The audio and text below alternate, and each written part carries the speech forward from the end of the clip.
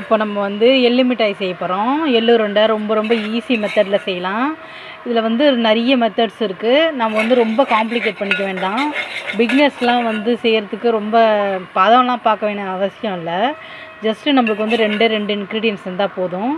எள்ளு இருக்கு இல்லையா, எள்ளை வாங்கி மேபி பேக்கெட்டில் டிபார்ட்மெண்ட் ஸ்டோரில் வாங்கினீங்கன்னா கொஞ்சம் க்ளீன் பண்ண வேண்டிய வேலை இல்லை.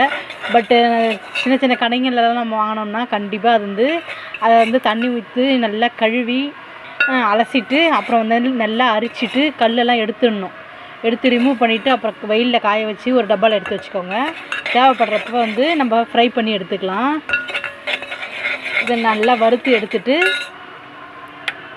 கூடவே வந்து வெல்லம் ஆட் பண்ண போகிறோம். வெல்லம் ஆட் பண்ணி அரைச்சி எடுத்தோம்னா உருண்டையாக உருண்டை பிடிச்சிக்கலாம்.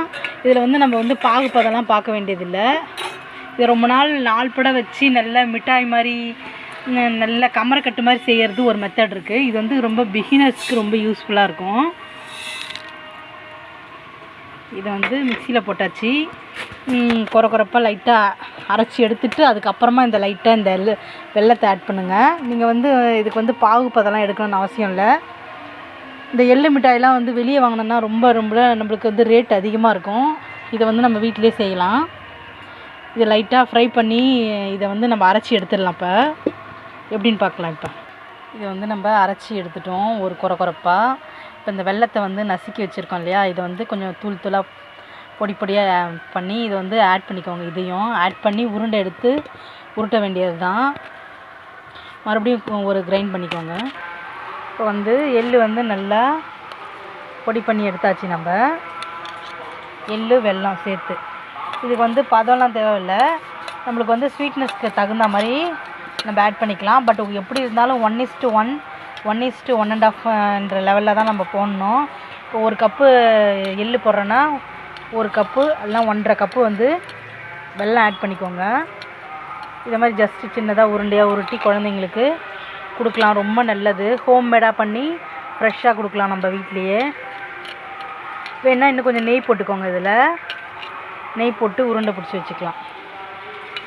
இல்லை ஃப்ரெஷ்ஷாக செய்கிறதா இருந்தாலும் தினைக்குமே கூட ஜஸ்ட்டு ஒரு கிரைண்ட் பண்ணி சாப்பிட போகிறோம், அவ்வளோதான். இதை ஒரு பாக்ஸ் பண்ணி எடுத்து வச்சுக்கிட்டிங்கன்னா அதை வெளியே வச்சுக்கலாம். 1 வீக் வரலையும் நல்லா தான் இருக்கும் நம்மளுக்கு. நீங்களும் செஞ்சு பாருங்கள். லைக், ஷேர் அண்ட் கமெண்ட் பண்ணுங்கள். ரொம்ப ரொம்ப ஹெல்த்தி. இளைச்சவனுக்கு எள்ளுன்னு சொல்லுவாங்க. பேபிஸ்லாம் கொஞ்சம் ரொம்ப ஒல்லியாக இருக்காங்கன்னா அவங்களுக்கு வந்து மிட்டாய்க்கு பதிலாக இதையே வந்து செஞ்சு கொடுங்க உருண்டையாக. அந்த சாக்லேட்டை எடுத்துகிட்டு சாக்லேட்டை வந்து இதில் வச்சு கூட நம்ம ரேப் பண்ணி ஃபஸ்ட்லேருந்தே கொடுத்து பழகிக்க வேண்டியது தான். நம்ம இப்படி தான் நம்ம வந்து எள்ளு மிட்டாய் செய்யணும். இன்னொரு மெத்தட் என்னென்னா வந்து ஒரு பங்கு எள்ளுக்கு வறுத்த எள்ளுக்கு 1.5 பங்கு அளவுக்கு நம்ம பாகு காய்ச்சிட்டு அப்புறமா அந்த எள்ளை கொட்டி பாகு வந்து நல்லா டைட்டாக இருக்கணும். நல்ல கல் பதம் வரணும் இல்லையா, கடலை மிட்டாய் மாதிரி. அதை மாதிரி எடுத்துகிட்டு அப்புறம் எள்ளை கொட்டி இறக்கலாம். முழு எள்ளையுமே கொட்டி இறக்குவாங்க. அது ஒரு எள்ளு மிட்டாய் மெத்தடு. இது வந்து நல்ல ரொம்ப சூப்பராக இருக்கும். இது பார்த்திங்கன்னு வச்சுக்கோங்க, நல்லா மாவு மாதிரியே இருக்கும். நம்மளுக்கு கடிச்சு சாப்பிட்றதுக்கு பால்கோவா மாதிரி இருக்கும். ரொம்ப ஈஸியாக இருக்கும் சாப்பிட்றதுக்கு. குட்டி பாப்பாங்களுக்கெலாம் கூட கொடுத்து பழக்கலாம். நம்ம சூப்பராக இருக்கும். நீங்களும் செஞ்சு பாருங்கள். லைக், ஷேர் அண்ட் கமெண்ட் பண்ணுங்கள். எள்ளு மிட்டாய் தான். பாய்.